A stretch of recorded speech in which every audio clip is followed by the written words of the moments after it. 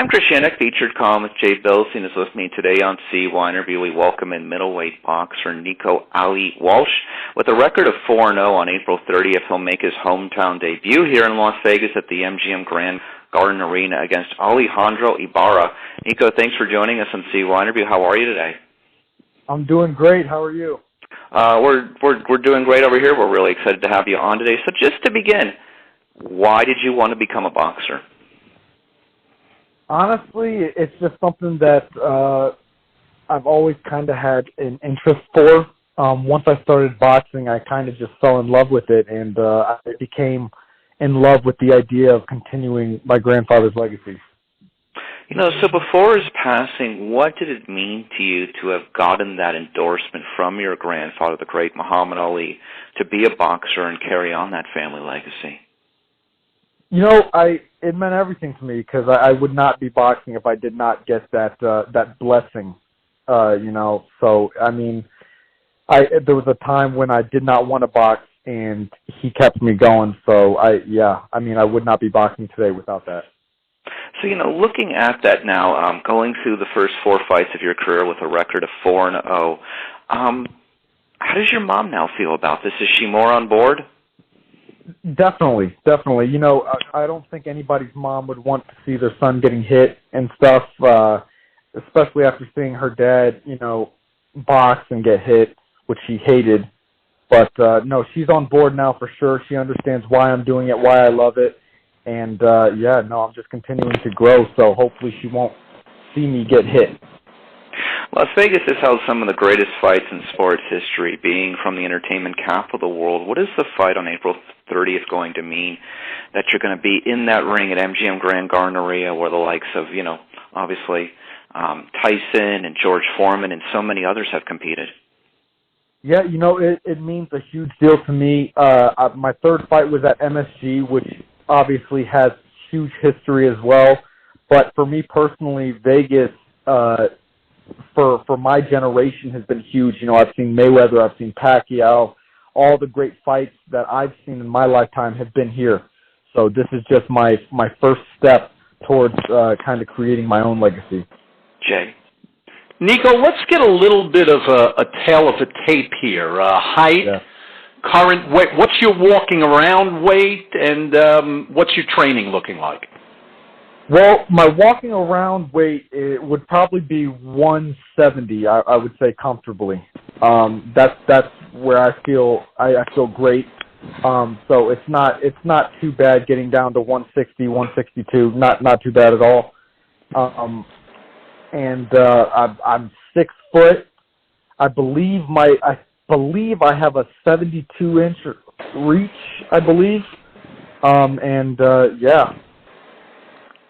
And as far as your training is looking, what portion of the day is focused on boxing skill? What part of the day is focused on strength and conditioning? Well, that training has been so rigorous for this camp in particular because it's been the longest time that I've gone between fights. Usually, I mean, for my first 4 fights, I was fighting every 42 days or so. So this has been the longest period between fights. So I've had a lot of boxing work, a lot of, you know, top-level sparring among guys that, you know, are at the world championship level. And then my strength and conditioning, sometimes I do the 2 a day, sometimes I do 3 a days. It honestly just depends on the day. My team makes my schedule. You know, I'd love to be able to say of you, it'll be a thriller and a chiller when Nico gets the vanilla gorilla, Jake Paul, in Manila. Is there any? I got to channel your grandfather, greatest of all time, but also probably the greatest pop poet of all time, and just a tremendous human being. Is there any chance you're not the same weight? He weighs a bit more than you, but for the right money or the right circumstances, would you get in the ring with Jake Paul or Logan Paul? You know, I really don't know because I don't know. I don't think that the Paul brothers, I don't think that they're taking boxing, like, seriously. I don't think that they're trying to get to, a championship level. I may be misunderstanding it, but I don't think that would ever happen because I'm definitely not in boxing, for the money or like attention. That's not my thing at all. I'm just trying to make a name for myself, really. So you are a boxing purist, and look, you do well enough, the money's going to come. You know that the money will be there. Yeah, definitely. And I would have to say promotion-wise, and I would think genetic-wise, you've got a leg up carrying the genetics of the greatest of all time. Is that a burden, by the way? Do you feel that too many people will look at you and have such expectations that it might be difficult to live up to them? It's been a burden for me my whole life. Boxing has made it so that it's not a burden for me. When I was fighting back in the amateur days, it was definitely rough getting compared and, having those comparisons constantly.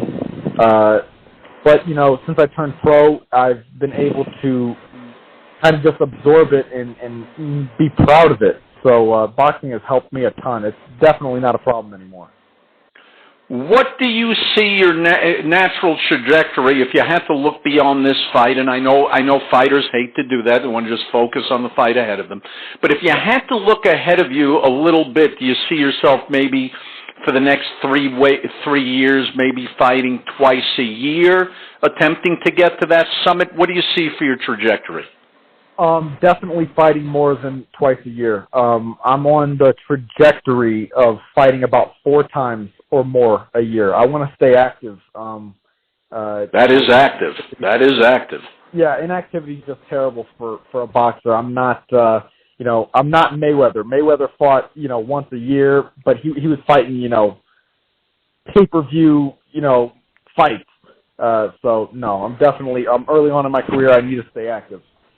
And also Mayweather slowed down to that rhythm of fighting later in his career. So you're absolutely, he already made it to the top, You're absolutely correct. Outside of boxing, for your fans and soon-to-be fans, what is there that you could let them in on?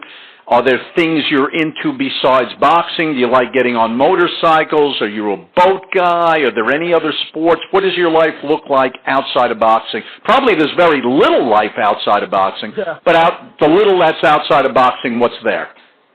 Honestly, my life outside of boxing consists mainly of, I love film. My whole family loves film. We're like movie buffs to the highest degree. So I love movies.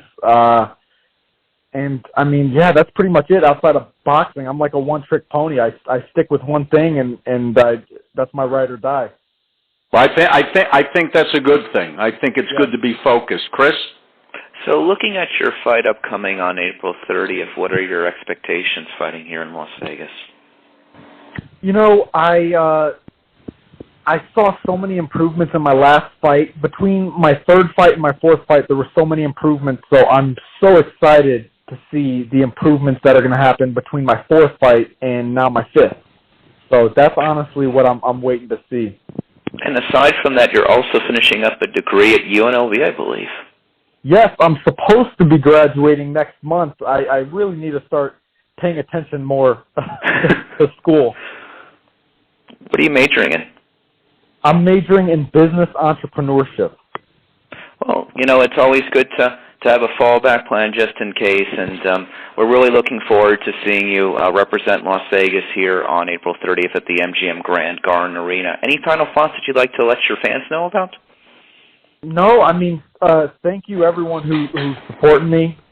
Vegas is my home, so I expect to have an awesome night, and I hope everybody everybody that attends in person will enjoy themselves. I'm guaranteeing that. So for middleweight boxer Nico Ali Walsh, featured columnist Jay Bilstein, and CYInterview, I'm Christian.